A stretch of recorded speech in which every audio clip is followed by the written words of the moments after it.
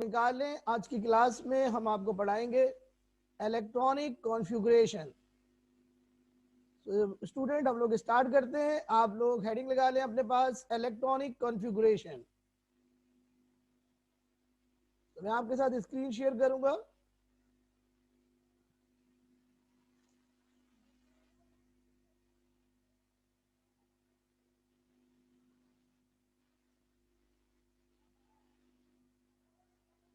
तो बच्चों, सबसे पहले इलेक्ट्रॉनिक कॉन्फ़िगरेशन की डेफिनेशन आप लोग सुन लीजिए।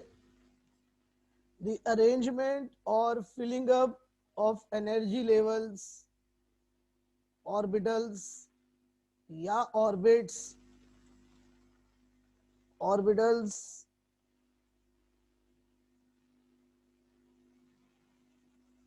ऑर्बिटल्स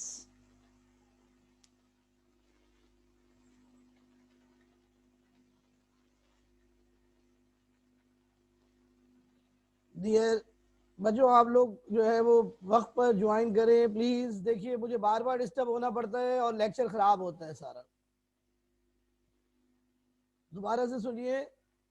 द अरेंजमेंट और filling up of energy levels, that is orbits, with electrons in the order of increasing energy is called electronic configuration. Students, एक एटम में बहुत सारे ऑर्बिट्स होते हैं। बच्चों, ऑर्बिट्स को शेल्स भी कहते हैं और ऑर्बिट को एनर्जी लेवल्स भी कहते हैं। बच्चों, इलेक्ट्रॉन्स ऑर्बिट में रिवॉल्व करता है। बच्चों, इलेक्ट्रॉनों को ऑर्बिट्स में डिस्ट्रीब्यूट करने के प्रोसेस को इलेक्ट्रॉनिक कॉन्फ़िगरेशन कहते हैं। बच्चों, ऑर्बिट्स में इलेक्ट्रॉन हम अपनी मर्जी से नहीं डाल सकते, बल्कि बच्चों हमें एक रूल फॉलो करना पड़ता है। और वो रूल ये है कि सब इलेक्ट्रॉन इंक्रीजिंग एनर्जी के लिहाज से डाले जाते हैं। बच्चों, हर ऑर्बिट की एक फिक्स एनर्जी होती है, जिसको हर ऑर्बिट की एक फिक्स एनर्जी होती है। इसीलिए बच्चों, ऑर्बिट्स को हम एनर्जी लेवल्स कहते हैं, यानी वो ऑर्बिट्स या वो लेवल जिनकी एनर्जी कांस्टेंट है। बच्चों, सबसे न्यूक्लियस के जो ऑर्बिट सबसे करीब होता है उसकी एनर्जी सबसे कम होती है, और जैसे जैसे हम न्यूक्लियस से दूर जाते हैं ऑर्बिट की एनर्जी बढ़ती चली जाती है। बच्चों, हमारे कोर्स में जो इलेक्ट्रॉनिक कॉन्फ़िगरेशन है वो शेल के लिहाज से है या ऑर्बिट के लिहाज से है, लेकिन बच्चों हमें सब शेल के लिहाज से भी इलेक्ट्रॉनिक कॉन्फ़िगरेशन पढ़नी पड़ेगी। तो बच्चों, यहाँ पर मैं आपको डायग्राम के ज़रिए ये चीज़ समझाऊंगा। तो स्टूडेंट्स, ये जो डायग्राम आपके सामने बनी हुई है,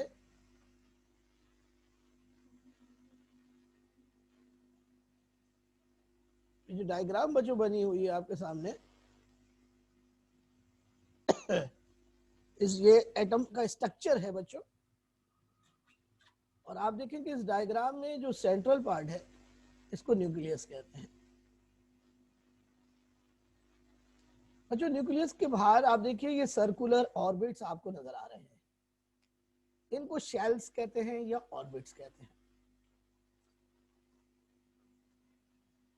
बच्चों, जो ऑर्बिट न्यूक्लियस के सबसे करीब है उसे कहते हैं के शेल। ये पहला ऑर्बिट है बच्चों। दूसरे ऑर्बिट को एल शेल कहते हैं, तीसरे को एम, और चौथे शेल को एन कहते हैं। बच्चों, ये ऑर्बिट्स के नाम हैं जो कि इंग्लिश के अल्फाबेट से शुरू होते हैं, के से, और ये कैपिटल लेटर्स के अंदर हम इनको जाहिर करते हैं। अरे बच्चों, आप चाहें तो ऑर्बिट्स को नंबर से भी जाहिर कर सकते हैं। तो जो पहला शेल है उसे के कहते हैं, जो दूसरा है उसे एल, दूसरा है उसको 2, एल को 2, तीसरा शेल 3, एन चौथा शेल 4। 1 2 3 4। बच्चों, ये मैंने 4 शेल दिखाए हैं। बच्चों, एक एटम में 7 शेल तक हो सकते हैं। बात समझ में आ रही है?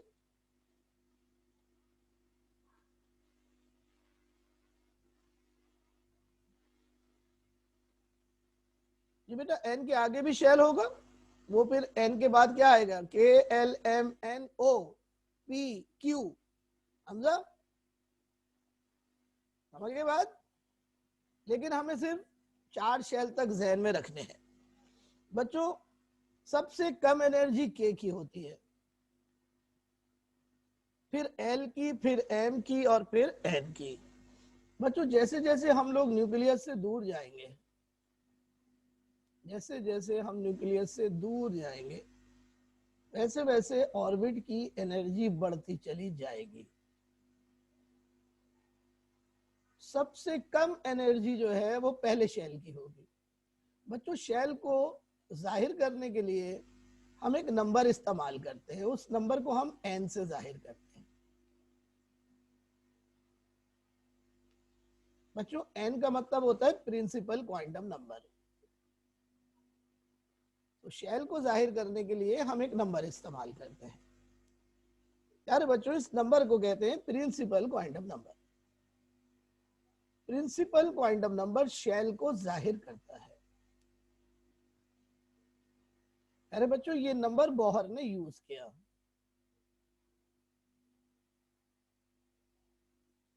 बच्चों प्रिंसिपल क्वांटम नंबर का सिंबल होता है स्मॉल एन, और बच्चों इसकी वैल्यू होती है 1 2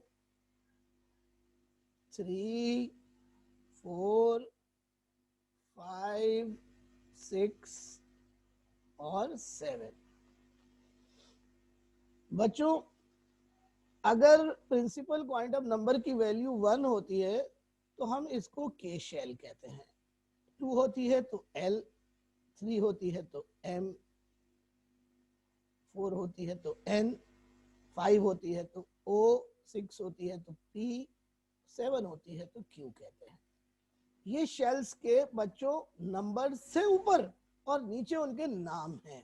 दोनों तरीके हम यूज कर सकते हैं बच्चों। अब बात समझ रहे हैं, अपने पास नोट करते रहिए, ये सारी बातें ये नोट्स में मौजूद नहीं है। मेरा मैक्सिमम शेल तो बहुत सारे हो सकते हैं, लेकिन ज्यादा से ज्यादा 7 शेल्स होते हैं।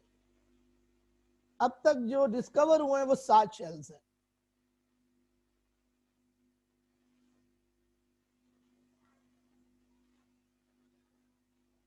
देख रहे हैं आप जी।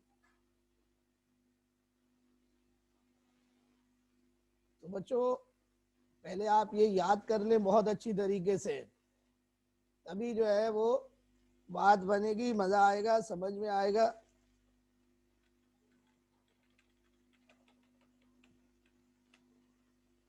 तभी आपको समझ में आएगा भाई, वरना याद नहीं करेंगे तो फिर ये कुछ भी समझ में नहीं आएगा।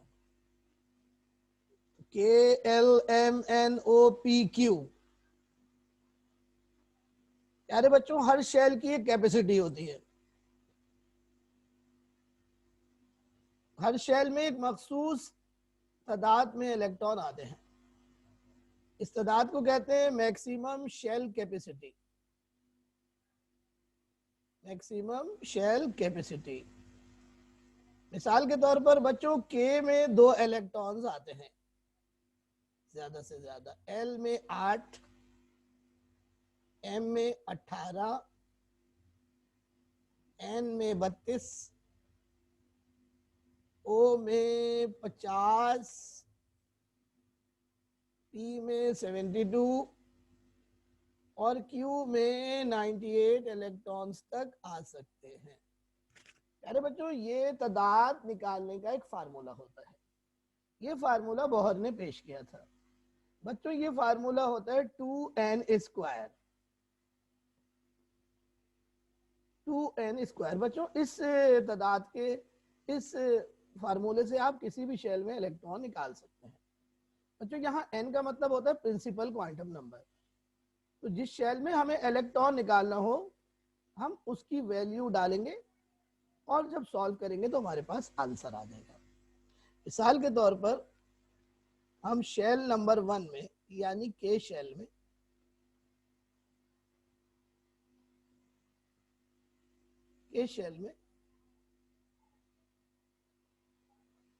इलेक्ट्रॉन्स हम डालते, के शेल का मतलब है n की वैल्यू 1 है, k का मतलब होता है प्रिंसिपल क्वांटम नंबर 1। अब मैं ये वैल्यू देखें डालता हूँ 2, अब n की जगह मैंने 1 डाल दिया बच्चों, 1 का स्क्वायर करेंगे बच्चों, 1 का स्क्वायर 1 ही होता है, यानी 1 के स्क्वायर का क्या मतलब है 1 मल्टीप्लाई 1, 1 मल्टीप्लाई 1 कितना होता है 1, और जब हम 2 को 1 से मल्टीप्लाई करेंगे तो बच्चों हमारा आंसर आएगा 2।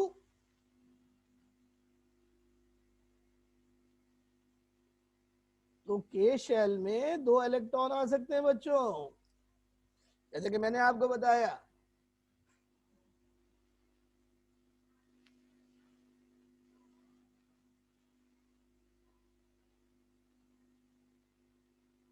पी में 72 आ सकते हैं बेटा, लेकिन आपको 4 तक याद रखना है बस।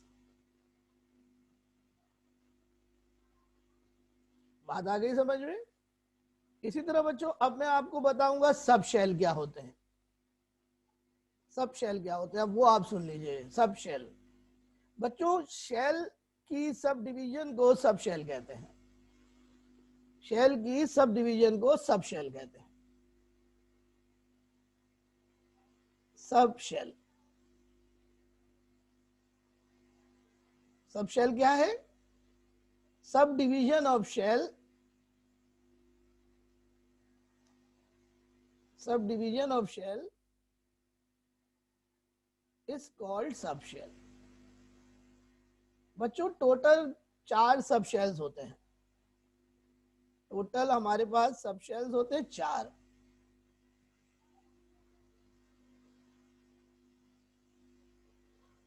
जिनको हम स्मॉल लेटर से जाहिर करते हैं, एस, पी, डी और एफ।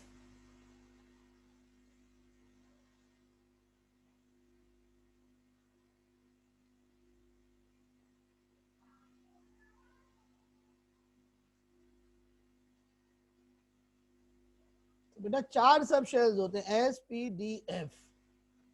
एस में ज्यादा से ज्यादा 2 इलेक्ट्रॉन्स आते हैं, पी में ज्यादा से ज्यादा 6 इलेक्ट्रॉन्स आते हैं, डी में ज्यादा से ज्यादा 10 इलेक्ट्रॉन्स आते हैं, और एफ में ज्यादा से ज्यादा 14 इलेक्ट्रॉन्स आते हैं। स्टूडेंट सब शेल्स हमारे कोर्स में नहीं है, लेकिन बच्चों ये पढ़ना बहुत जरूरी है, अदरवाइज आपको केमिस्ट्री में बहुत प्रॉब्लम होगी।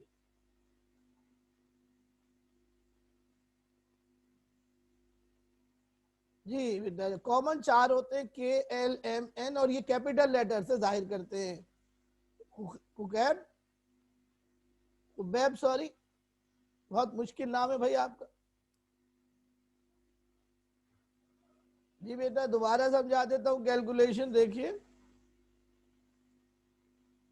देखिए अगर हम के शेल में इलेक्ट्रॉन निकालना चाहते हैं तो के शेल के लिए एन की जो वैल्यू है वो 1 है, तो हम 1 डालेंगे 2n स्क्वायर वाले फार्मूले में, तो 1 का स्क्वायर करेंगे, 1 का स्क्वायर 1 ही होता है, तो 2 को 1 से मल्टीप्लाई करेंगे तो 2 आंसर आ जाएगा। तो के शेल में 2 इलेक्ट्रॉन आ सकते हैं, इससे हमें ये पता चला। तो बच्चों अब सवाल ये पैदा होता है कि किस शेल में कितने सब शेल होते हैं। तो बच्चों इसका जवाब सुनिए गौर से। बच्चों जो शेल नंबर होता है उतने ही सब शेल होते हैं। जैसे के शेल जो है, के में एक ही सब शेल होता है, उसे कहते हैं 1s। 1 का मतलब है पहला शेल, s का मतलब है पहला सब शेल। इसी तरह बच्चों l के अंदर 2 सब शेल होते हैं, ये शेल नंबर 2 है ना, तो इसमें 2 सब शेल होंगे, पहला सब शेल s होता है, दूसरा p होता है। सो 2s और 2p सब शेल्स हो गए l के। इसी तरह बच्चों m जो है तीसरा शेल m, इसमें 3 सब शेल्स होते हैं। बच्चों पहला शेल s होता है, दूसरा p और तीसरा d। क्योंकि ये तीसरा का सब शेल्स है तो हम सब शेल के साथ नंबर 3 लिखेंगे। इसी तरह बच्चों जो चौथा शेल होता है n, क्योंकि ये चौथा शेल है, तो इसमें 4 सब शेल्स होते हैं, 4s, 4p, 4d और 4f। बच्चों 4 से ज्यादा सब शेल नहीं होते, तो जो 5वां शेल है उसमें भी 4 ही सब शेल्स होंगे, लेकिन उनको हम कहेंगे 5s, 5p, 5d, 5f। लेकिन बच्चों वो हम करेंगे नहीं, क्योंकि वो हमारी इतनी डिटेल्स हमारे कोर्स में नहीं है। फर्स्ट ईयर में जब आप आएंगे तो इंशाल्लाह आपको 7 शेल्स के सब शेल्स पढ़ाएंगे। तो बच्चों समझ में आ रही है बात? बेटा बात समझ में आ रही है? हेलो बच्चों, जल्दी से मुझे बताइए, सबको समझ आ रहा है बेटा? तो बच्चों आप गौर से सुनिए। देखिए बच्चों, सबसे पहले इलेक्ट्रॉन के में जाता है, सबसे पहले इलेक्ट्रॉन के में जाता है, फिर एल में, फिर एम में, फिर एन में। इस तरह बच्चों शेल की जो है वो इलेक्ट्रॉन जाने के लिए एक खास ऑर्डर हमें फॉलो करना पड़ता है, उसे कहते हैं ऑर्डर ऑफ फिलिंग। क्या कहते हैं? Order of filling. तो बच्चों यहाँ मैंने आपके लिए ऑर्डर ऑफ फिलिंग लिखा हुआ है। बच्चों ऑर्डर ऑफ फिलिंग यहाँ पे लिखा हुआ है, शेल वाइज नीचे और ऊपर सब शेल वाइज। बच्चों नीचे वाला आपके कोर्स में है, नीचे वाला आपके कोर्स में, ये वाला, ये आपके कोर्स में। तो आप देखिए सबसे पहले के में इलेक्ट्रॉन जाता है,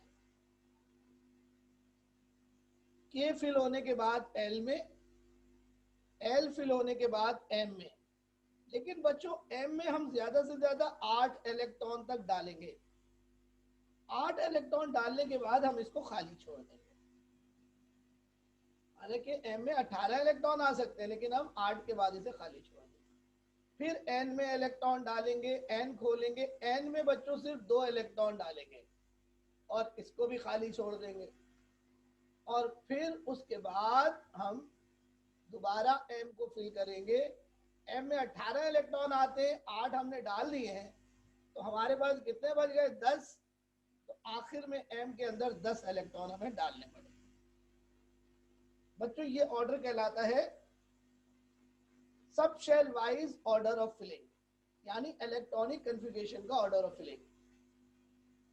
तो बच्चों इस ऑर्डर को याद कर लें, के एल एम, एम में 8, एन 2 और एम में 10, तो पूरा बनेगा के एल एम एन एम।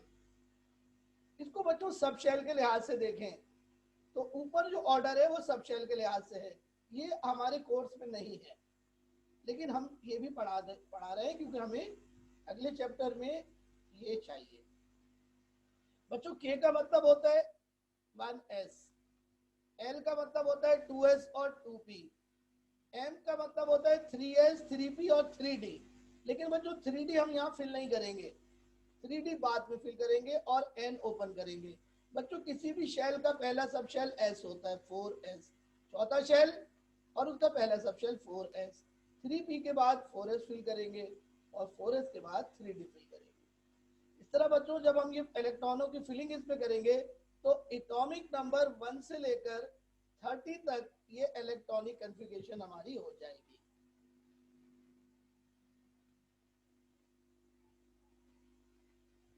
तो बच्चों ये ऑर्डर ऑफ फिलिंग याद करें जल्दी से, 1s, 2s, 2p, 3s, 3p, 4s, 3d, ये सब शेल के लिहाज से है।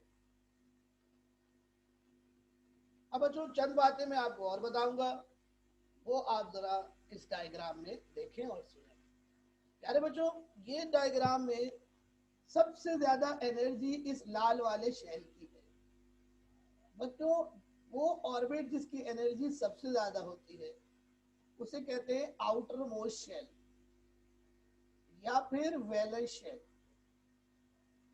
बच्चों वैलेंस शेल को आउटर शेल भी कहते हैं, आउटर या outer most shell.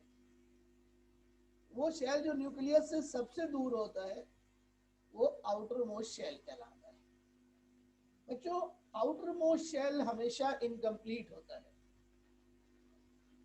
Outer most shell हमेशा इनकम्प्लीट होता है।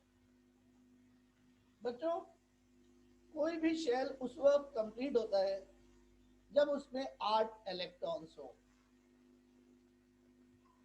बच्चों, आउटर मोस्ट शेल में कभी भी 8 इलेक्ट्रॉन किसी भी एटम के नहीं होते सिवाय नोबल गैसेस के। प्यारे बच्चों, वो शेल जो आउटर मोस्ट शेल से पहले होता है, वो शेल जो आउटर मोस्ट शेल से पहले होता है, देखिए वो ये वाला है, काला वाला शेल। प्यारे बच्चों, इसको कहते हैं पेनल्टीमेट शेल। बच्चों, ये आउटर मोस्ट शेल से पहले है, तो सेकंड लास्ट शेल आप कह सकते हैं, लेकिन इसका असल नाम है पेनल्टीमेट शेल। बच्चों, ये जो पेनल्टीमेट शेल होता है ये हमेशा कंप्लीट होता है।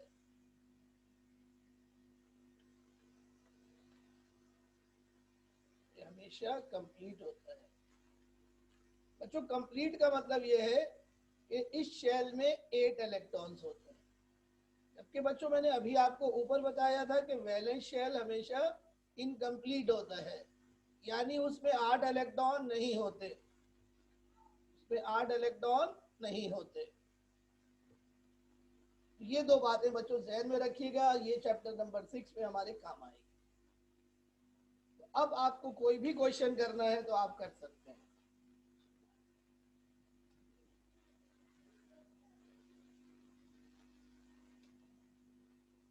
अब मैं आपको इलेक्ट्रॉनिक कॉन्फ़िगरेशन कराऊंगा। पहले आप मुझे बताइए, कोई क्वेश्चन आपको करना है तो प्लीज आस्क। Any question?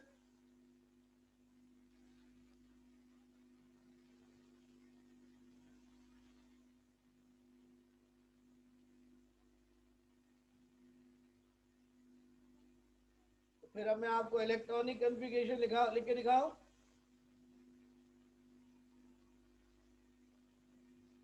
क्या कह रहे हो हमजा, समझ नहीं आई? कितने इलेक्ट्रॉन बचते हैं मतलब? जी बेटा, आपको सिर्फ 4 शेल जहन में रखने हैं। K11 कितनी दफा पूछोगे?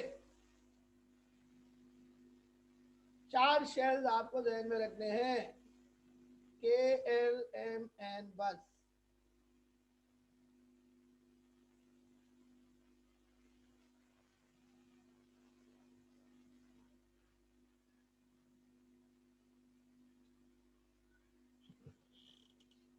बेटा, जो इनकम्प्लीट होता है उसमें 8 से कम इलेक्ट्रॉन होंगे, 7 होंगे, 6 होंगे, 5 होंगे, 1 होगा, 1 से 7 तक होंगे, लेकिन 8 नहीं होंगे।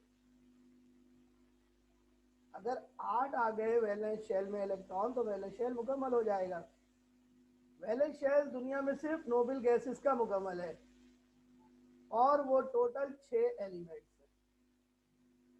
Helium, neon, argon, krypton, xenon और radon.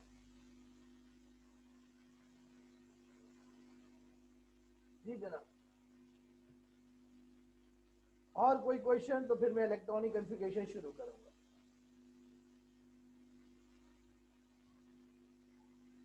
Okay ji, so we start electronic configuration.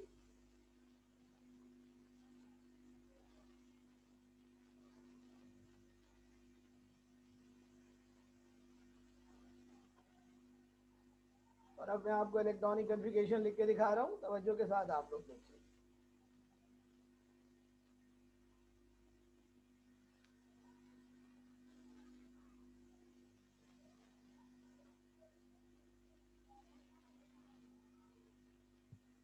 तो हेडिंग अपने पास लगाएं, electronic configuration, electronic configuration,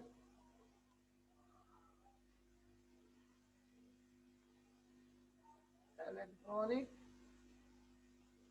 configuration of first 20 elements, first 20 elements। तो बच्चों, एलिमेंट्स जिनके एटॉमिक नंबर 1 से लेके 20 तक है, उनकी इलेक्ट्रॉनिक कॉन्फ़िगरेशन मैं आपको करवा रहा हूँ। तो बच्चों, फर्स्ट एटॉमिक नंबर आपको मालूम है हाइड्रोजन का होता है। बच्चों एटॉमिक नंबर लेफ्ट साइड पे लिखते हैं, आपको मालूम है हाइड्रोजन का एटॉमिक नंबर 1 है। तो हाइड्रोजन का एटॉमिक नंबर 1 का मतलब ये है Z इसका 1 है। Z1 का मतलब ये है कि इसके पास एक प्रोटॉन है और एक ही इलेक्ट्रॉन है। तो बच्चों ये एक इलेक्ट्रॉन, हमने इसकी इलेक्ट्रॉनिक कॉन्फ़िगरेशन लिखनी है। हाइड्रोजन की एक इलेक्ट्रॉन किस तरीके से दिखाएंगे प्यारे बच्चों, जो पहला इलेक्ट्रॉन है वो K शेल में जाएगा, तो हम सबसे पहले K लिखेंगे और K के ऊपर इस तरीके से 1 लिख देंगे बच्चों। या बच्चों दूसरा तरीका ये है कि हम K लिखेंगे और इक्वल्स टू डालकर उसके आगे 2 लिख सॉरी उसके आगे 1 लिख देंगे। K इज इक्वल टू 1, यानी K में 1 इलेक्ट्रॉन है। यार बहुत देर देर से आ रहे हैं आप लोग भाई। लेकिन बच्चों ये जो इलेक्ट्रॉनिक कॉन्फ़िगरेशन है ये शेल वाइज है। प्यारे बच्चों हाइड्रोजन के पास एक ही शेल है और वही उसका वैलेंस शेल है। बच्चों वैलेंस शेल जब भी मैं लिखूंगा उसको मैं अंडरलाइन कर दूंगा बच्चों, ताकि आपको याद रहे। बच्चों वैलेंस शेल में जो इलेक्ट्रॉन्स होते हैं उनको वैलेंस इलेक्ट्रॉन कहते हैं। तो हाइड्रोजन के पास एक वैलेंस इलेक्ट्रॉन है बच्चों। लेकिन आपको मैंने बताया था कि सब शेल वाइज भी इलेक्ट्रॉनिक कॉन्फ़िगरेशन लिखनी है। तो सबसे पहले इलेक्ट्रॉन 1s में बच्चों जाएगा। K का मतलब होता है 1s और 1s के ऊपर बच्चों 1 हम दिखा देंगे, इसका मतलब है 1 इलेक्ट्रॉन है 1s में। इसको रीड करेंगे 1s1 1s1। ये बच्चों वैलेंस शेल है। तो ये हाइड्रोजन की इलेक्ट्रॉनिक कॉन्फ़िगरेशन हो गई K1 या फिर 1s1। 1s1 वाली इसी कोर्स में नहीं है आपके, लेकिन मैंने आपको बताया कि आगे चैप्टर 5 और 6 बिल्कुल समझ नहीं आएंगे अगर आपने ये नहीं करी तो। बात समझ में आ गई बेटा? माइक पे बोले आप जो बात आपको बोलनी है। माइक खुला हुआ है आपका बेटा, ऑडियो खुली हुई है। यस स्टूडेंट्स,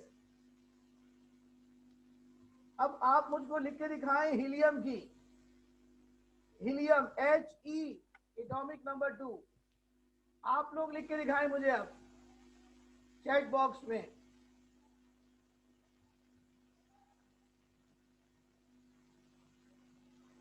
भाई क्या हो गया, आप तो बिल्कुल साइलेंट हो जाते हैं यार। हेलो, आवाज आ रही है?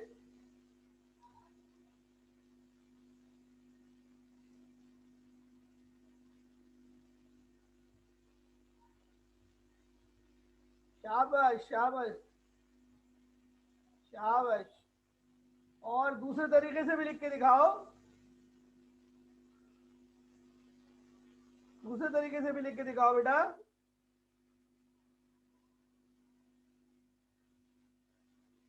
और देखो बच्चों, अब मैं आपको हीलियम की लिख के दिखाता हूं। Helium atomic number 2 Z equals to 2, यानी हीलियम के पास 2 इलेक्ट्रॉन्स हैं। तो बच्चों ये 2 इलेक्ट्रॉन K में जाएंगे। K में ज्यादा से ज्यादा 2 आ सकते हैं, K2। और बच्चों या तो फिर इस तरीके से लिख लो K2, और बच्चों तीसरा तरीका होगा 1s2। बच्चों S में ज्यादा से ज्यादा 2 इलेक्ट्रॉन आ सकते हैं। तो हीलियम के पास बच्चों 2 इलेक्ट्रॉन्स आ गए। अब बड़े मजे की बात देखो कि K में ज्यादा से ज्यादा 2 इलेक्ट्रॉन आ सकते हैं। तो हीलियम जो है उसका शेल मुकम्मल हो गया, कंप्लीट हो गया। जिस एटम का शेल कंप्लीट हो जाए वो नोबेल गैस होगी। तो helium is a noble gas. अब बच्चों एटॉमिक नंबर 3 का आपको लिख के दिखाता हूँ। Lithium atomic number 3 Z equals to 3, मतलब एटॉमिक नंबर 3। एटॉमिक नंबर का मतलब होता है प्रोटॉन्स या इलेक्ट्रॉन्स। बच्चों प्रोटॉन भी 3 है, इलेक्ट्रॉन भी 3 है। बच्चों 3 इलेक्ट्रॉन डालने, बच्चों ये अब समझने वाली है। सबसे पहले बच्चों हमने K लिखा, K के अंदर हमने 2 इलेक्ट्रॉन डाल दिए। 2 से ज्यादा नहीं डाल सकते ना, K में ज्यादा से ज्यादा 2 आते। फिर बच्चों कॉमा लगाएंगे और फिर L लिखेंगे। अब बच्चों ये बताओ कितने इलेक्ट्रॉन रिमेनिंग बचे? 3 - 2 1। तो बच्चों जो रिमेनिंग बचा वो हमने एल में डाल दिया, तो ये बच्चों वैलेंस शेल हो गया एल, और एल में एक इलेक्ट्रॉन है, यानी वैलेंस इलेक्ट्रॉन लिथियम के पास 1 है। बच्चों सब शेल के लिहाज से क्या बनेगी? 1s2 1s2। फिर बच्चों एस में 2 से ज्यादा नहीं आ सकते, कॉमा लगाएंगे और फिर बच्चों 2s लिखेंगे, और जितने इलेक्ट्रॉन बच गए वो हम आखिर में 2s में डाल देंगे। तो 3 इलेक्ट्रॉन थे, 3 - 2 1 बचा, वो s में आ गया बच्चों। तो s बच्चों आउटर शेल हो गया, वैलेंस शेल हो गया, उसमें एक इलेक्ट्रॉन आ गए, तो ये 1 वैलेंस इलेक्ट्रॉन है लिथियम के पास। अब बच्चों आप हमें लिख के दिखाएं एटॉमिक नंबर 4 किसका होता है? बेरिलियम का। तो ये आप लिख के दिखाएं जल्दी से, चैट बॉक्स में लिख के दिखाएं बेरिलियम की इलेक्ट्रॉनिक कॉन्फ़िगरेशन। फिर इसके बाद है boron 5 carbon 6 nitrogen 7 oxygen 8 chlorine 9 और नियॉन 10। बच्चों जल्दी लिख के दिखाइए, शाबाश।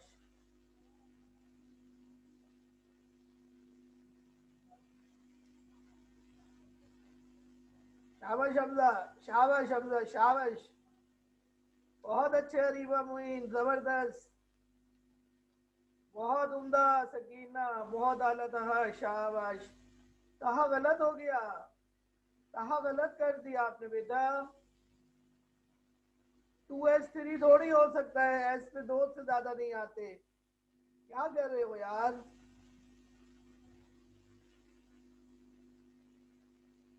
ये क्या कॉपी पेस्ट कर रहे हो बेटा? इस तरह थोड़ी करते हैं जिस तरह आप कर रहे हो, ये कोई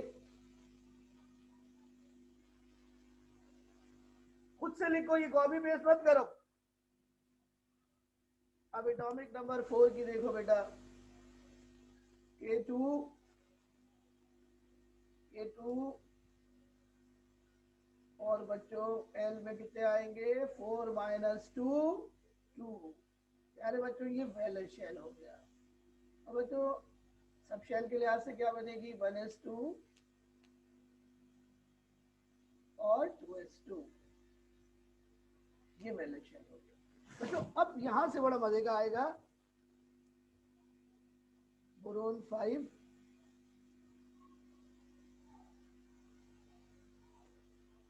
5 इलेक्ट्रॉन है बच्चों इसके पास। सबसे पहले के खोलेंगे, के ओपन करेंगे, के में 2 इलेक्ट्रॉन डाले। अब एल में जितने बच गए वो डालेंगे। एल में कितने बचे? 5 - 2 3, तो 3 इलेक्ट्रॉन एल में आ गए, ये वैलेंस शेल है बच्चों। 3 वैलेंस इलेक्ट्रॉन है बोरोन के पास। तो बच्चों सब शेल के लिहाज से क्या बनेगी? 1s2 2s2।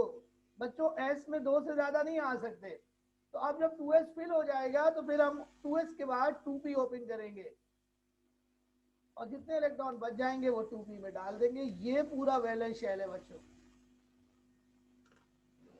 अब आप मुझे करके दिखाएं जल्दी से कार्बन की।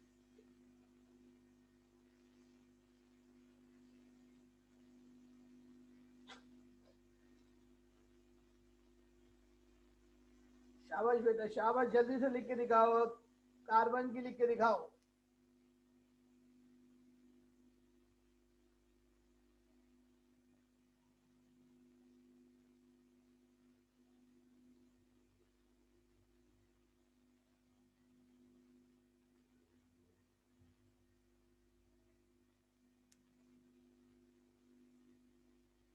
शाबाश शरीफा मोइन, सब शेल के लिहाज से लिख के दिखाओ।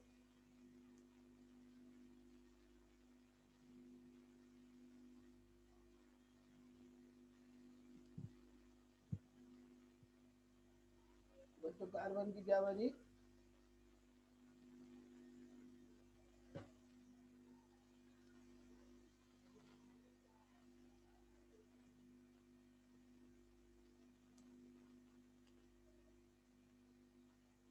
कार्बन का Z है जी, अपन का Z है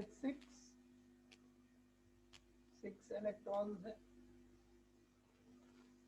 तो बच्चों सबसे पहले K में इलेक्ट्रॉन डालेंगे, K में 2 इलेक्ट्रॉन बच्चों जा सकते हैं, फिर L में 4 आएंगे।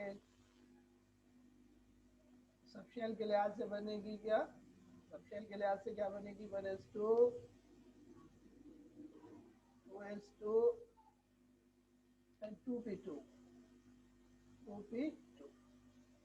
टोटल 4 वैलेंस इलेक्ट्रॉन है जनाब,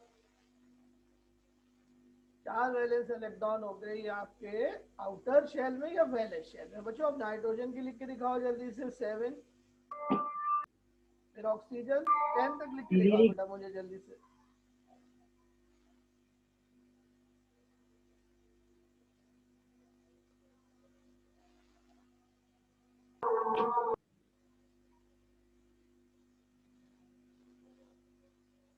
टेन तक लिख के दिखाओ।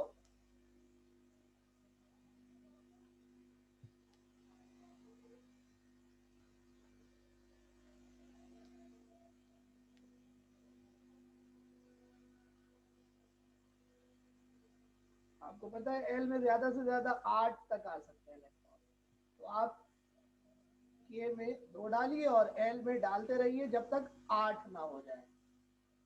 इस तरह बच्चों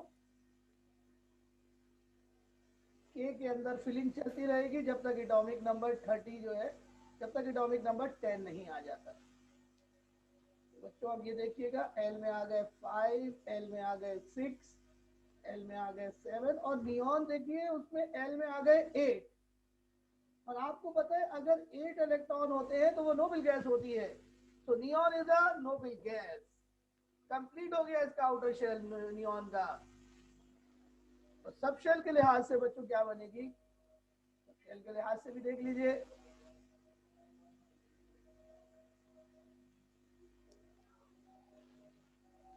वन एस टू 2s2 और बच्चों 2p के अंदर हम एक एक इलेक्ट्रॉन डालते रहेंगे जब तक के 6 इलेक्ट्रॉन नहीं हो जाते। पी में ज्यादा से ज्यादा 6 आ सकते हैं। 1s2 2s2 2p4। बच्चों डालते रहेंगे जब तक के 6 नहीं हो जाते। 6 होंगे जब नियॉन होगा, जब नियॉन आएगी, जब एटॉमिक नंबर 10 आएगा तो पी में 6 हो जाएंगे। और ये देखिए ये वैलेंस शेल इसका 8 इलेक्ट्रॉन हो गए और ये 8 इलेक्ट्रॉन नोबल गैस के होते हैं। तो ये जताने वाला मुकम्मल हो गया, ये नोबल गैस हो गई। तो बच्चों जल्दी से स्क्रीनशॉट ले लें, टाइम इज अप, टाइम खत्म हो गया जी, class time is over.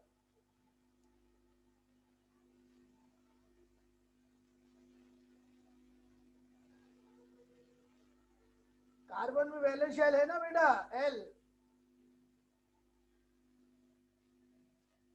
Carbon में एल है ना बेटा वैलेंस शेल, ये ना सब में एल है, ये एल आ रहा है आपका जी स्टूडेंट्स। तो कैसी रही आज की क्लास, आपको समझ में आ गया बेटा? इस लेक्चर को बार बार देखिएगा जी बेटा। आज की क्लास कैसी रही?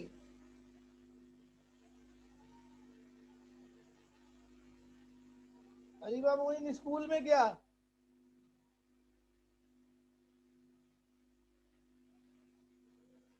ओके स्टूडेंट, अल्लाह हाफिज। लेक्चर स्टार्ट करते हैं और आज के लेक्चर में हम आपको पढ़ाएंगे इलेक्ट्रॉनिक कॉन्फ़िगरेशन और फर्स्ट 20 एलिमेंट्स। बच्चों फर्स्ट 10 एलिमेंट्स की इलेक्ट्रॉनिक कॉन्फ़िगरेशन आपको मैंने पिछली क्लास में पढ़ा दी थी। अब मैं आपको जो रिमेनिंग एलिमेंट्स हैं उनकी इलेक्ट्रॉनिक कॉन्फ़िगरेशन पढ़ाऊंगा। तो अब आप लोग अपना रजिस्टर निकाल लीजिए जल्दी से, मैं आपके साथ स्क्रीन शेयर कर रहा हूं।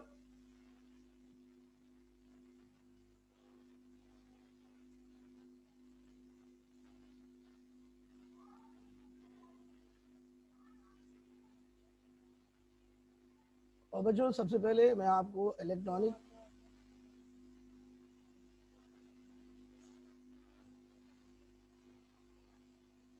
पहले मैं आपको सोडियम की इलेक्ट्रॉनिक कॉन्फ़िगरेशन कराऊंगा। सोडियम का एटॉमिक नंबर है 11। जो 11 एटॉमिक नंबर का मतलब है कि सोडियम के पास 11 प्रोटॉन है। जो जितने प्रोटॉन होते हैं उतने ही इलेक्ट्रॉन्स भी होते हैं। तो सोडियम के पास 11 ही प्रोटॉन है, 11 ही इलेक्ट्रॉन्स हैं। बच्चों इन 11 इलेक्ट्रॉन्स को हमने अवेलेबल शेल्स में डिस्ट्रीब्यूट करना है। तो बच्चों सबसे पहले इलेक्ट्रॉन के शेल में जाता है। हम के अंदर 2 इलेक्ट्रॉन्स लिखते हैं। के में ज्यादा से ज्यादा 2 इलेक्ट्रॉन आते हैं। बच्चों फिर एल शेल ओपन करते हैं और उसमें 8 इलेक्ट्रॉन डालते हैं। बच्चों एल में 8 इलेक्ट्रॉन ज्यादा से ज्यादा आ सकते हैं। बच्चों अब टोटल इलेक्ट्रॉन 10 हो गए, 8 और 2 10 हो गए। तो बच्चों हमें तो 11 डालने हैं, 11 करने। तो बच्चों फिर नया शेल ओपन होगा एम। तो बच्चों एम में जो बाकी इलेक्ट्रॉन बच जाएगा वो एम में आ जाएगा, M1 हो जाएगा। तो बच्चों सोडियम का वैलेंस शेल एम में है और उसमें 1 इलेक्ट्रॉन है, यानी सोडियम के पास 1 इलेक्ट्रॉन है वैलेंस शेल में। बच्चों सब शेल के लिहाज से देखिएगा इसी क्या बनेगी। सबसे पहले हम 1s लिखेंगे, 1s2, फिर उसके बाद 2s2 बच्चों, फिर 2p6।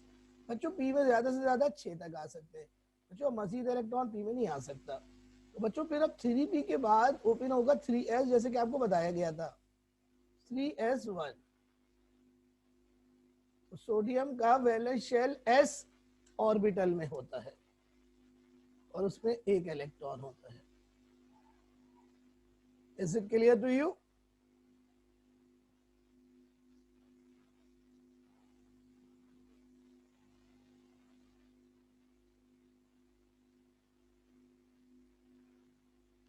कुनैन आप पिछली क्लास में नहीं आई थी तो आप ये हेडिंग पूछ रही हो बेटा?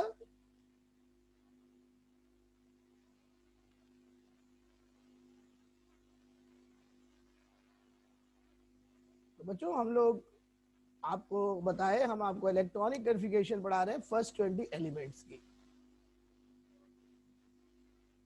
ये सोडियम की ईसी हमने आपको पढ़ाई है। अब हम आपको पढ़ा रहे हैं, अब हम आपको पढ़ाएंगे इसके बाद ईसी मैग्नीशियम की। बच्चों मैग्नीशियम का एटॉमिक नंबर है 12। अब हम आप हमें इसकी ईसी लिख के दिखाइए जल्दी से। Magnesium 12, Z is equal to 12 यानी 12 इलेक्ट्रॉन्स। तो मैग्नीशियम के पास बच्चों 12 इलेक्ट्रॉन्स है, इनको डिस्ट्रीब्यूट करके दिखाएं शेल्स में।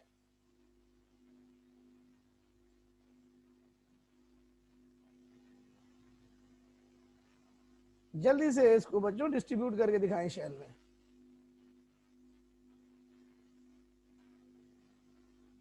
अरीबा इमरान बहुत अच्छे, शाबाश। फिर बेटा सब शेल में भी करके दिखाओ, शाबाश हमारा, वेरी गुड। M3 नहीं होगा बेटा सकीना, M2 होगा।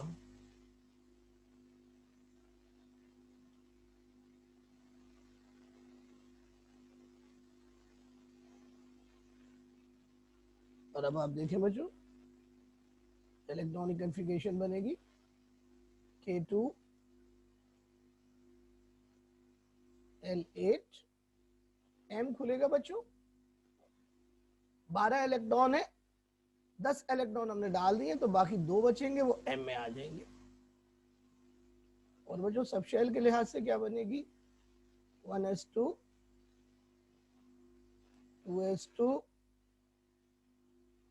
2p6 3s2। बच्चों s में 2 आ सकते हैं इलेक्ट्रॉन। तो बच्चों ये वैलेंस शेल है। मैं वैलेंस शेल आपको मार्क करके आ रहा हूं, हर जगह अंडरलाइन करके आ रहा हूं। याद रहे कि वैलेंस शेल में मौजूद इलेक्ट्रॉन्स वैलेंस इलेक्ट्रॉन कहलाते हैं और ये वैलेंस इलेक्ट्रॉन ही सिर्फ बॉन्डिंग में हिस्सा लेते हैं। बच्चों अमूमन वैलेंस इलेक्ट्रॉन में जितनी इलेक्ट्रॉन्स वैलेंस शेल में जितने इलेक्ट्रॉन्स होते हैं वो उस एटम की वैलेंसी के बराबर होते हैं। बच्चों अब आप मुझको लिख के दिखाइए एल्युमिनियम 13। अरे बच्चों एल्युमिनियम बहुत मशहूर मेटल है। अब आप इसकी ईसी लिख के दिखाइए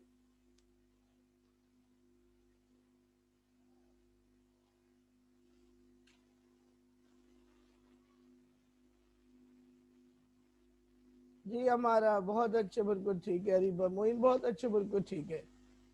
हमारा ब्रैकेट में नहीं लिखते ये टू ना, 1s2 ऊपर लिखते हैं। सकीना बहुत अच्छे, शाबाश। कुकै बहुत अच्छे, शाबाश, एक्सीलेंट एक्सीलेंट, शाबाश, good work, very good, nice, शाबाश। रिबा मोइन बहुत अच्छे। अब बच्चों आप देखिए कैसे लिखेंगे। K2 L8 M3। M में बच्चों 8 इलेक्ट्रॉन तक डाल सकते हैं हम शुरू में। और बच्चों अब अगर हम सब शेल के लिहाज से लिखें तो बनेगी 1s2, 2s2, 2p6, 3s2। अब बच्चों 3s में कोई इलेक्ट्रॉन नहीं आ सकता ना, s पे तो आ सकते हैं ज्यादा से ज्यादा। तो 3s के बाद 3p ओपन होगा, 3p1, एक इलेक्ट्रॉन डालना था वो p में चला गया। ये पूरा वैलेंस शेल है और इस वैलेंस शेल में 3 इलेक्ट्रॉन्स हैं। अब बच्चों आप हमें लिख के दिखाएं जल्दी से सिलिकॉन की, फिर उसके बाद लिख के दिखाएं फास्फोरस की, फिर उसके बाद लिख के दिखाएं सल्फर की, फिर उसके बाद लिख के दिखाएं क्लोरीन की, और आखिर में सबसे आर्गन की 18। हमने 20 तक करना है, 18 तक हो गया हमारे पास। तो जल्दी से कीजिए भाई, हरी अप।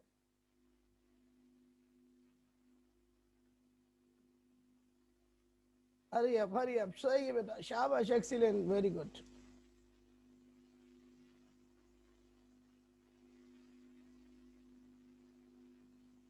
जी कुनैन ठीक है जी, बिल्कुल सही है। Ariba Moin very good. Areen very good.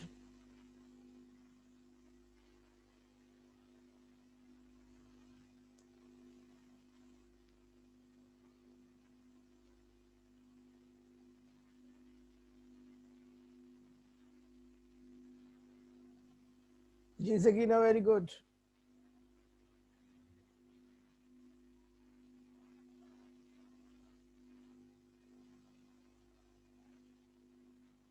पी बेटा सब शेल है, पी सब शेल होता है बेटा। गुनैन P is a subshell. There are 4 subshell SPDF.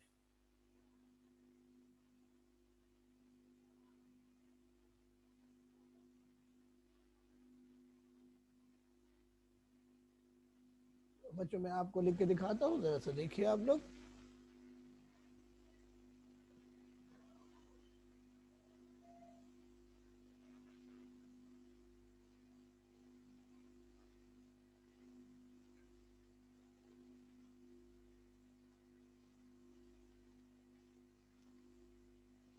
Silicon के पास 14 इलेक्ट्रॉन है, पहले इलेक्ट्रॉन 2 K में जाएंगे, फिर 8 इलेक्ट्रॉन हम L में डालेंगे, टोटल 10 इलेक्ट्रॉन हो गए। फिर हम M खोलेंगे, जितने इलेक्ट्रॉन बच जाएंगे वो M में आ जाएंगे, तो M में 4 हो जाएगा। इसी तरह फास्फोरस के अंदर एक एक इलेक्ट्रॉन M में ऐड होता चला जाएगा।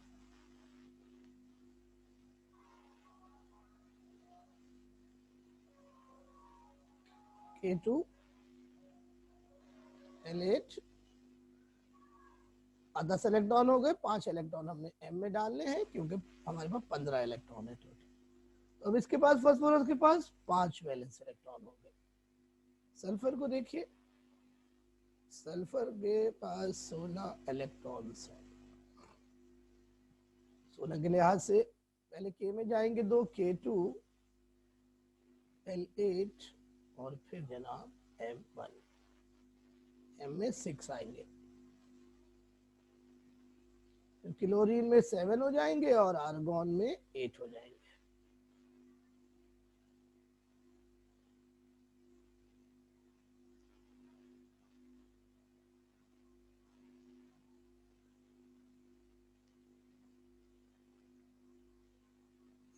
क्लोरीन में 7 वैलेंस इलेक्ट्रॉन हो गए M के अंदर। इसी तरह बच्चों आर्गॉन जो है उसके पास आप देखिएगा कि m में कितने इलेक्ट्रॉन होते हैं। तो बच्चों k में सबसे पहले जाएंगे 2, फिर l में जाएंगे 8 और फिर m में जाएंगे 8 और 2 10, 18 करने तो 8 m में बचेंगे बच्चों। और बच्चों अगर 8 इलेक्ट्रॉन हो किसी एटम के वैलेंस शेल में तो वो नोबल गैस होती है। तो argon is a noble gas. अब बच्चों चूंकि आर्गॉन नोबल गैस है, m में 8 से ज्यादा इलेक्ट्रॉन आउटर शेल में नहीं आ सकते, आउटर शेल में 8 से ज्यादा इलेक्ट्रॉन नहीं आ सकते। तो इसलिए अब मजीद अगर इलेक्ट्रॉन डालना होगा तो वो m में नहीं आ सकता, वो m में नहीं आ सकता। फिर जनाबे वाला वो इलेक्ट्रॉन फिर बच्चों अगले शेल में जाएगा, n में जाएगा, अरीन जैसे कह रही है, बिल्कुल ठीक है। अब बच्चों सब शेल के लिहाज से भी देख लो बच्चों।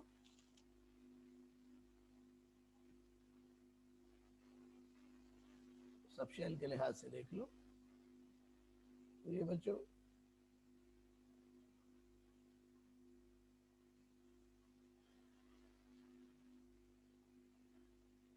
(1s2) 2s2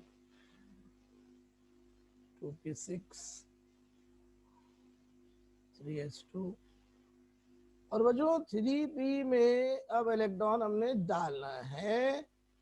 यहां तक बच्चों टोटल इलेक्ट्रॉन हो गए 12, तो 2 इलेक्ट्रॉन डालेंगे p में, ये जनाब वैलेंस शेल है। इस तरह बच्चों p में इलेक्ट्रॉन डालते रहेंगे, यहाँ पर 3s2 3p3। इसी तरह बच्चों नेक्स्ट एलिमेंट के लिए सल्फर के लिए क्या होगा, 3s2 3p4 और फिर नेक्स्ट एलिमेंट के लिए क्या होगा, 3s2 3p5 और बच्चों लास्ट एलिमेंट के लिए आर्गॉन के लिए 3s2 3p6। आप देखिए दोनों सब शेल्स मुकम्मल तौर पर भर गए हैं। s में 2 इलेक्ट्रॉन, p में 6 इलेक्ट्रॉन और ये इन दोनों सब शेल्स की मैक्सिमम कैपेसिटी है। इसको कॉपी कर लें, स्क्रीनशॉट ले लें और अब हम 2 एलिमेंट्स आपको कराएंगे। अब 4s आएगा रीबा मोइन, बिल्कुल ठीक है।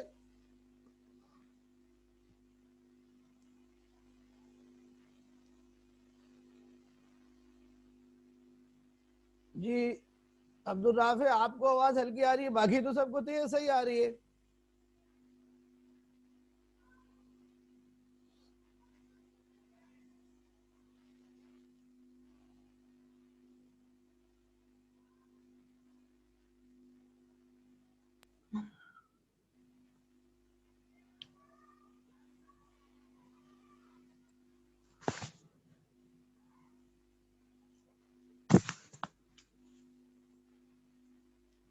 तो बच्चों अब हम शुरू करते हैं। नेक्स्ट एटॉमिक नंबर आ रहा है, ये है जी पोटाशियम का। Potassium atomic number 19। और अब बच्चों यहां से बहुत इंपॉर्टेंट जो है वो इसकी इलेक्ट्रॉनिक कॉन्फ़िगरेशन है। आप देखें कि इसके पास 19 इलेक्ट्रॉन्स हैं, ये हमने डिस्ट्रीब्यूट करने। सबसे पहले के में जाएंगे इलेक्ट्रॉन, के में चले गए 2, फिर एल में जाएंगे 8, फिर एम में जाएंगे 8। एम में 8 से ज्यादा नहीं डाल सकते क्योंकि आउटर शेल में 8 से ज्यादा इलेक्ट्रॉन नहीं आते। अब ये 18 इलेक्ट्रॉन हो गए, तो अब जो 19वां इलेक्ट्रॉन है वो जाएगा एन के अंदर, चौथे शेल में। चौथे शेल को कहते हैं N.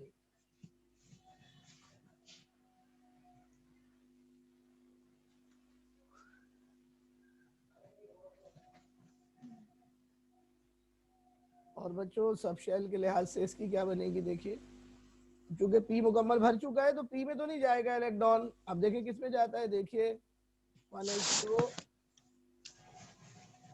2s2 2p6 3s2 3p6।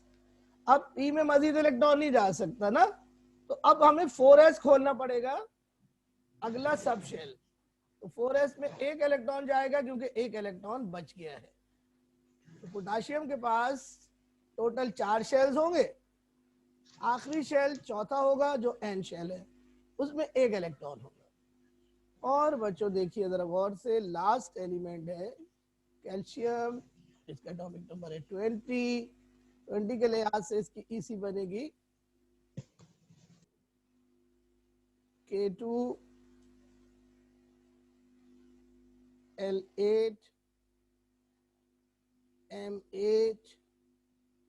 और बच्चों एन शेल खुला हुआ है, उसमें 2 इलेक्ट्रॉन तक आप डाल सकते हैं ज्यादा से ज्यादा। मजीद अगर आपने इलेक्ट्रॉन डालना हो, यानी 21वां इलेक्ट्रॉन आपने डालना हो, 21वां इलेक्ट्रॉन आपने डालना हो, तो वो फिर दोबारा एम में जाएगा, दोबारा एम में जाएगा। ना करें बच्चे ये आप स्क्रीन के ऊपर,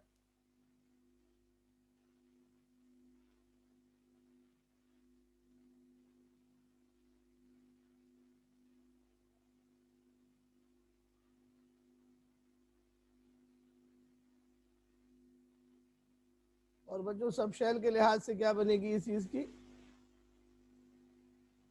1s2 2s2 2p6 3s2 3p6, और बच्चों फिर 4s ओपन होगा और 4s में रिमेनिंग इलेक्ट्रॉन जो 2 हैं वो हम डाल देंगे, 4s2 इसकी इसी बनेगी।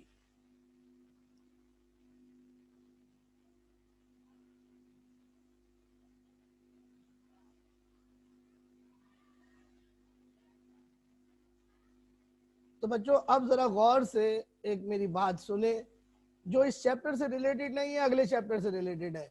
गौर से देखिएगा, ये ईसी आपके सामने,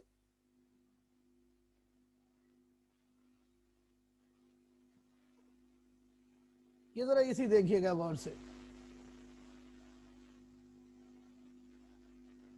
ये मैं आपके सामने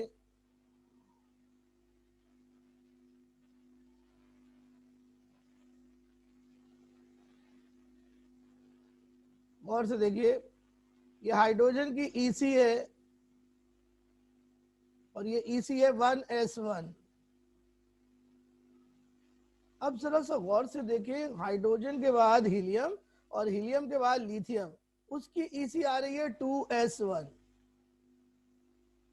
यानी लिथियम हाइड्रोजन की इलेक्ट्रॉनिक कॉन्फ़िगरेशन वैलेंस शेल में रिपीट कर रहा है।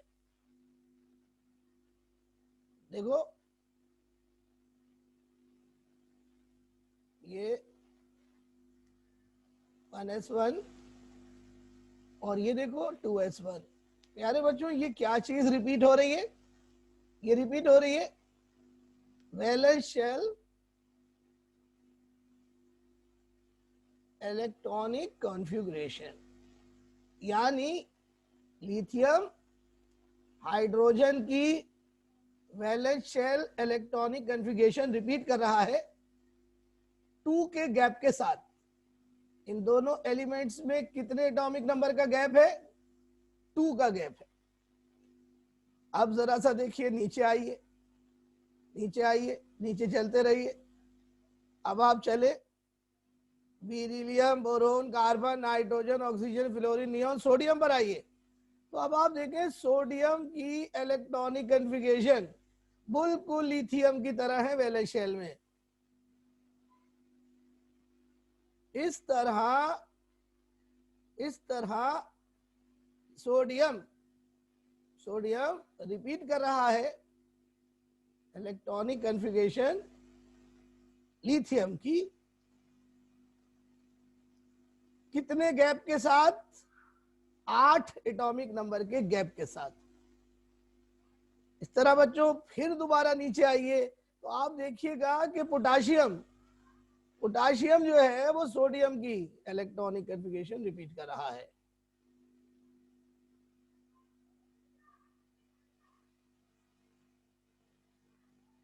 ये देखिए, और यहाँ पे गैप कितने का है, यहाँ पर भी 8 का गैप है।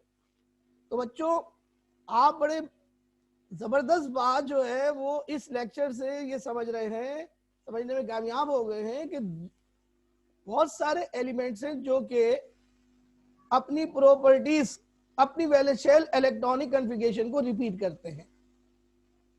बच्चों, वैलेंस शेल इलेक्ट्रॉनिक कॉन्फ़िगरेशन अगर दो या दो से ज्यादा एलिमेंट्स की सेम हो तो बच्चों वो दो या दो से ज्यादा एलिमेंट्स की केमिकल प्रॉपर्टीज सेम हो जाती है। तो केमिकल प्रॉपर्टीज का ताल्लुक वैलेंस शेल इलेक्ट्रॉनिक कॉन्फ़िगरेशन से होता है।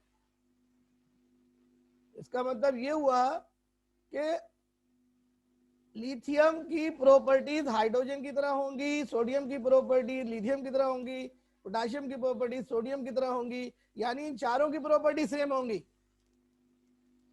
तो बच्चों, इस तरह एलिमेंट्स की प्रॉपर्टीज रिपीट हो रही है, रिपीट हो रही है, रिपीट हो रही है। And this repetition in properties, this repetition in properties of element is called periodicity. And our next chapter is periodicity in elements. तो बच्चों, अगर इलेक्ट्रॉनिक कॉन्फ़िगरेशन नहीं आएगी आपको तो फिर पीरियोडिसिटी आपको समझ नहीं आ सकेगी।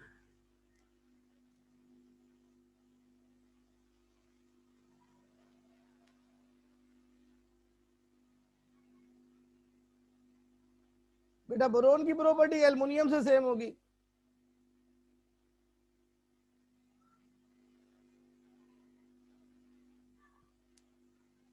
ब्रैकेट में मैंने क्या लिखा है बेटा?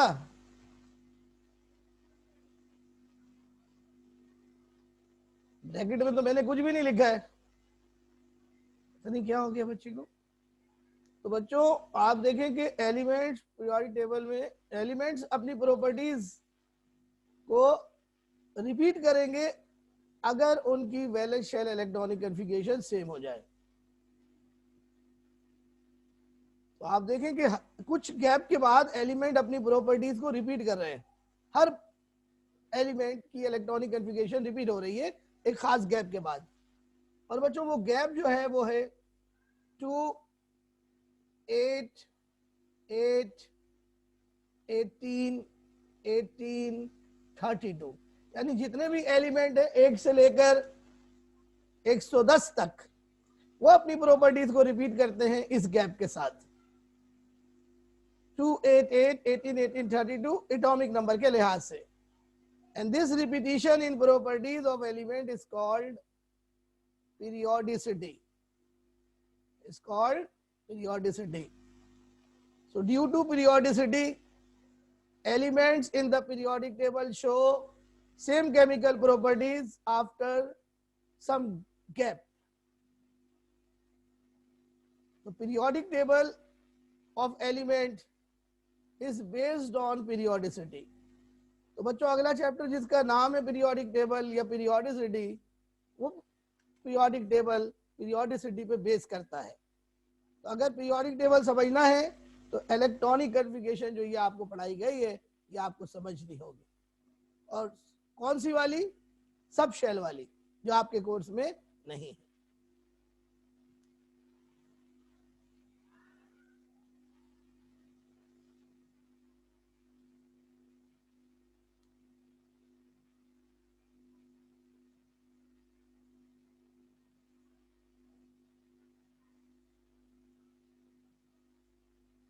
तो बच्चों, ये आप 11 से देख लें जल्दी से।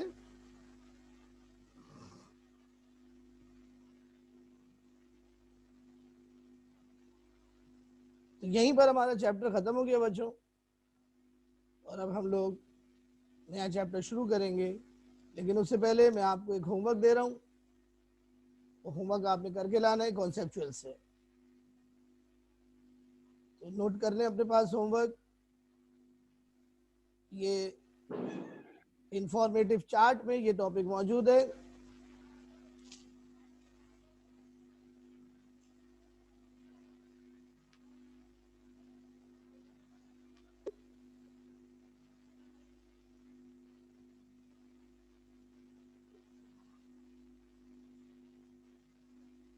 जी स्टूडेंट्स होमवर्क नोट करें।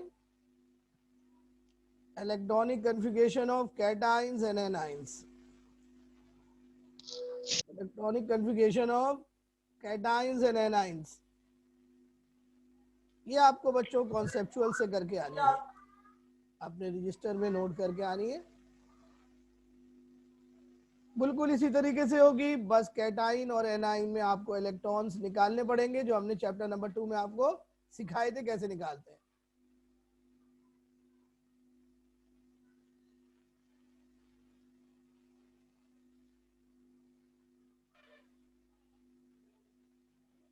ओके स्टूडेंट्स, सो ये कॉन्सेप्चुअल से करके लाना है आपने।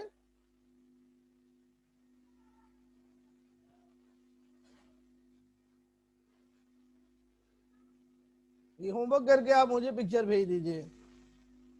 एक्चुअली तो आप खुद अपने चेकर हैं, आपने खुद ईमानदारी से करना है सारा काम, क्योंकि आप लोगों को पता है कोविड की वजह से अब आप खुद ही अपने चेकर हैं, और आप सब लोगों को मालूम है कि कोविड जो है वो बहुत खतरनाक अंदाज में फैल रहा है। तो एहतियात का तकाजा यही है कि ऑनलाइन क्लासेस ही हम कंटिन्यू करें। तो बच्चों अब आप लोग नए सफ़े पर हेडिंग लगाएं, chapter number 5, periodicity of elements.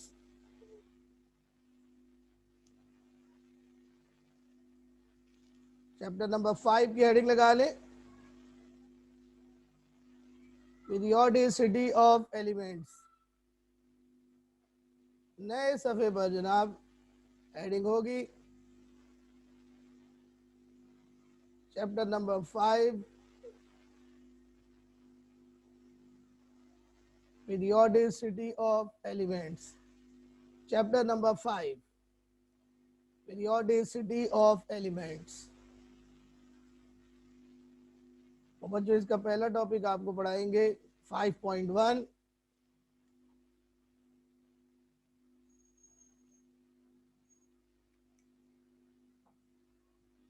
this the first topic, this is the first topic of this chapter।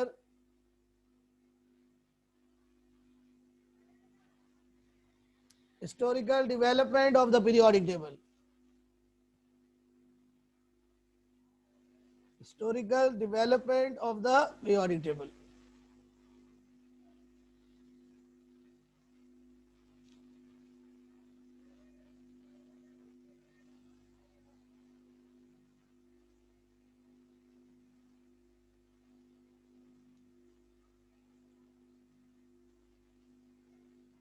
बच्चों इसमें सबसे पहले आप लोग हेडिंग लगाएंगे डिफरेंट अटेम्प्ट्स ऑफ क्लासिफिकेशन।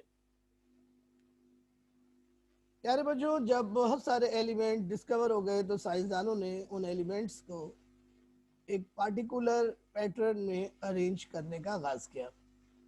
बच्चों एलिमेंट्स को क्लासिफाई करने का मकसद ये था कि एलिमेंट्स की स्टडी सिंपल और सिस्टमेटिक हो जाए, और वो एलिमेंट्स जिनकी प्रॉपर्टीज आपस में मैच करती हैं वो एक प्लेस पर आ जाए, और जिनकी प्रॉपर्टीज आपस में मैच नहीं करती वो अलग अलग प्लेसेस के ऊपर रखे जाएं। तो बच्चों इन कोशिशों में सबसे पहली कोशिश जिस साइंसदान ने की जो हमारे कोर्स में है उसका नाम है डोब्रीनर्स क्लासिफिकेशन। दूसरे साइंसदान जिनका नाम था न्यूलैंड, उनकी क्लासिफिकेशन हमारे कोर्स में न्यूलैंड्स क्लासिफिकेशन। तीसरा टेबल जो हम पढ़ेंगे वो है लॉथर मेयर्स क्लासिफिकेशन, और चौथी क्लासिफिकेशन है मेंडलीव क्लासिफिकेशन। सबसे अच्छी क्लासिफिकेशन मेंडलीव की थी, हालांकि गलतियां उसमें भी थी। प्यारे बच्चों ये तमाम टेबल्स जो बनाए गए उसमें पीरियोडिसिटी को मरकजी अहमियत हासिल थी, यानी तमाम साइंसदान ये कोशिश कर रहे थे कि वो एलिमेंट्स जिनकी प्रॉपर्टी सेम है वो एक ही जगह पर प्लेस किए जाएं, यानी उनके टेबल में एलिमेंट की प्रॉपर्टीज रिपीट हो एक मखसूस गैप के बाद। तो बच्चों एटॉमिक वेट को बुनियाद बनाकर तमाम एलिमेंट्स को पार्टिकुलर टेबल में अरेंज करने का आगाज हुआ। उसमें बच्चों जो पहली क्लासिफिकेशन हमने आपको पढ़ानी है उसका नाम है डोबरीनर क्लासिफिकेशन।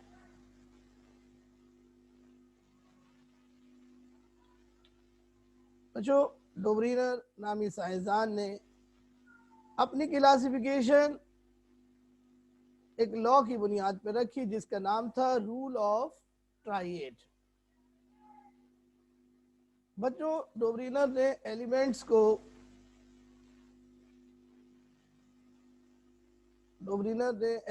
को बच्चों ट्राइएड की शक्ल में अरेंज किया।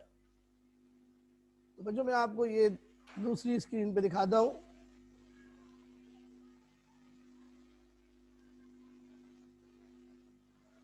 बच्चों डोबरीनर ने एलिमेंट्स को पार्टिकुलर टेबल की शक्ल में अरेंज किया। उसने तीन तीन एलिमेंट्स का बच्चों सेट बनाया और उन एलिमेंट्स को उसने इंक्रीजिंग एटॉमिक वेट के लिहाज से अरेंज किया। मसलन बच्चों उसने एक सेट बनाया तीन एलिमेंट्स का। तीन एलिमेंट के सेट को बच्चों ट्राइएड कहा गया। जो पहला ट्राइएड उसने बनाया वो था lithium sodium potassium. Lithium sodium potassium बच्चों लिथियम का एटॉमिक वेट 7 है, सोडियम का 23 और पोटाशियम का 39। तो ये एटॉमिक वेट बच्चों ऊपर से नीचे बढ़ रहा है, यानी इंक्रीजिंग एटॉमिक वेट के लिहाज से तीनों एलिमेंट्स को प्लेस किया गया। प्यारे बच्चों उसने एक लॉ पेश किया ट्राइएड बनाने का। उस लॉ को कहते हैं रूल ऑफ ट्राइएड या लॉ ऑफ ट्राइएड। इस लॉ के मुताबिक central atom of each set of triad has an atomic mass almost equal to the arithmetical mean of the atomic masses of the other two elements। जो मतलब ये हुआ इसका कि जो मिडिल एलिमेंट है ट्राइएड का उसका एटॉमिक मास पहले और आखिरी एलिमेंट के एटॉमिक मासेस के एवरेज के बराबर होगा। यानी बच्चों अगर मैं 7 + 39 का एवरेज ले लूं जो कि पहले और आखिरी एलिमेंट का एटॉमिक वेट है, तो मेरे पास आंसर मिडिल एलिमेंट का एटॉमिक वेट आना चाहिए तकरीबन। और आप देखें कि 7 + 39 डिवाइडेड बाय 2 का एक्यूरेट आंसर 23 आ रहा है। तो ये लॉ ऑफ ट्राइएड था, ये लॉ ऑफ ट्राइएड था। लेकिन बच्चों ये लॉ ऑफ ट्राइएड देखने में तो आप देखें बड़ा अच्छा नजर आ रहा है कि बड़ा सिंपल कैलकुलेशन है, लेकिन बच्चों तमाम एलिमेंट्स को हम ट्राइएड की शक्ल में अरेंज नहीं कर सकते और सिर्फ चंद ही एलिमेंट्स जो हैं वो इस तरह ट्राइएड की फॉर्म में अरेंज किए जा सकते हैं। इसलिए बच्चों डोबरीनर्स की क्लासिफिकेशन नाकाम हो गई। फिर एक और साहब ने अपनी क्लासिफिकेशन पेश करी जिनका नाम था न्यूलैंड। न्यूलैंड ने बच्चों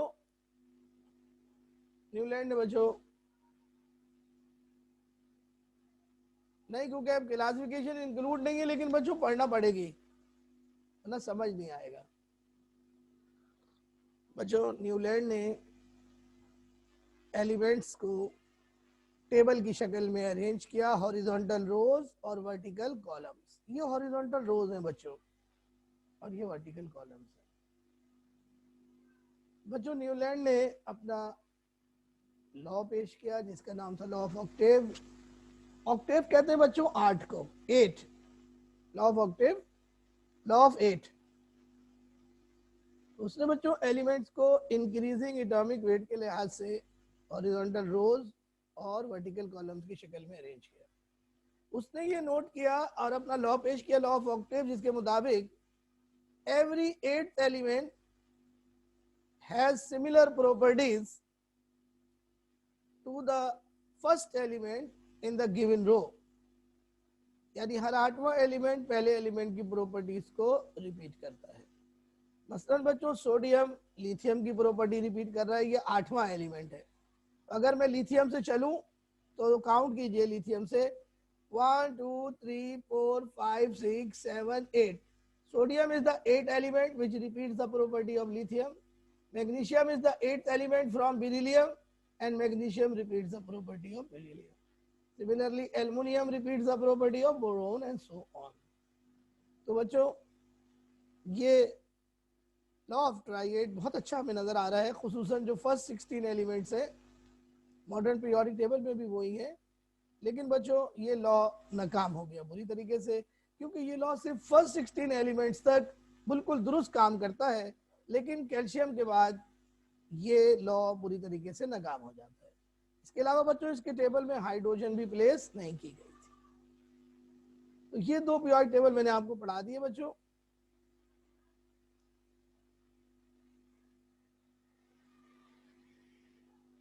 और यहीं पे बच्चों हमारी क्लास का टाइम आज खत्म हो गया है। तो बच्चों आज की क्लास कैसी रही?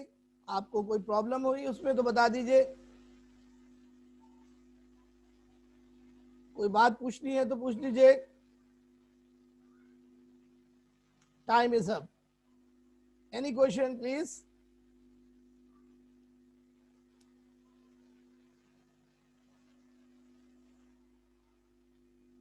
नहीं, क्योंकि अब सिर्फ मॉडर्न क्लासिफिकेशन है हमारे कोर्स में। ओके बेटा, अल्लाह हाफिज।